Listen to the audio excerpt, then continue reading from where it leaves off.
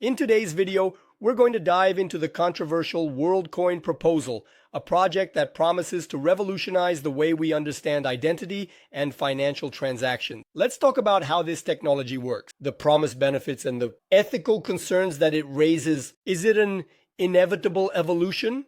Or are we facing an advancement that could compromise our privacy? Let's follow the video, but to start, you already know. Comment below, would you trade your iris for money?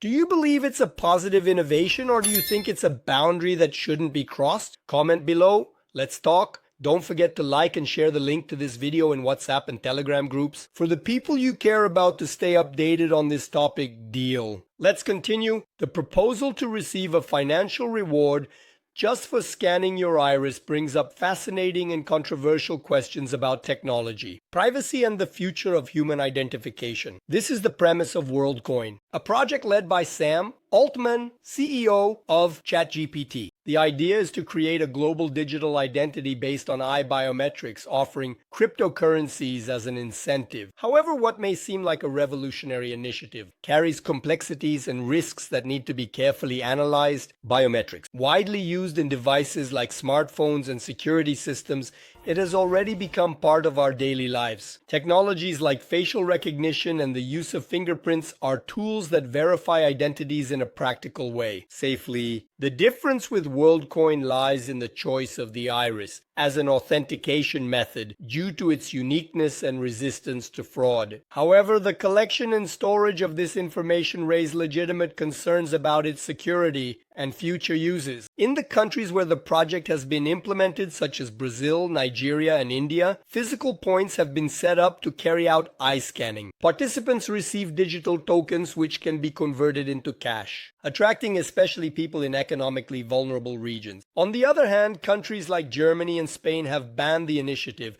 highlighting the risks associated with the centralization of biometric data. This difference in approach between countries illustrates the ethical and practical complexity of the project. One of the main criticisms of WorldCoin is the potential for monitoring and population control that a centralized biometric database could generate. Comparisons are being made with Chinese super apps, which concentrate multiple functions into a single platform, such as messaging, payments, and social networks. Although efficient, these systems make their users highly vulnerable to government control. This centralization, combined with the increasing financial monitoring, like what happens in Brazil with Pix transactions over $5,000, reinforces the need to discuss the boundaries between technological efficiency and privacy. Despite the controversies, WorldCoin has supporters who see it as a step forward for global digital inclusion. The company argues that the project can ensure universal access to digital identities, essential in an increasingly connected world. However, decentralized alternatives like Bitcoin provide a counterpoint. As an independent system from governments and financial institutions, Bitcoin exemplifies how technology can be used to empower individuals without compromising their privacy. The implementation of WorldCoin in developing countries raises questions about inequality and exploitation. Devalued currencies make incentives appealing. Token values depend on unstable markets, exposing participants to risks, which can lead to significant uptake, but poorly informed.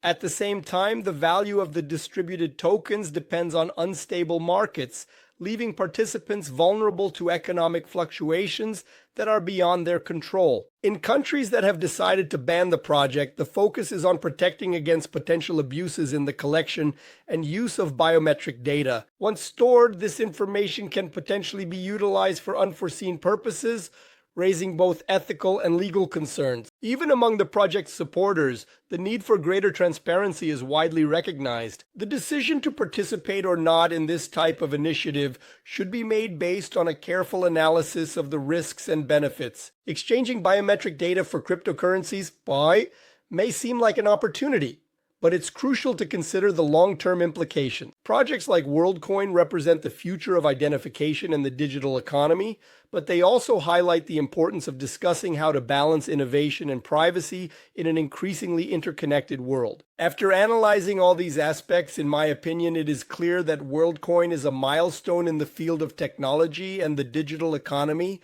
but not without significant ethical challenges. The promise of a global digital identity brings advantages, such as inclusion and security, but raises critical questions about privacy and control over biometric data. The real question isn't just whether the technology is safe, but who will have power over all this information. WorldCoin, future or risk, sell eyes. Is it the future we want or a risk we need to avoid? Would you sell your eyes for $100? Comment below. This video doesn't end now. It continues with us chatting in the comments. If you find this video interesting, like it, share it, and subscribe to the channel.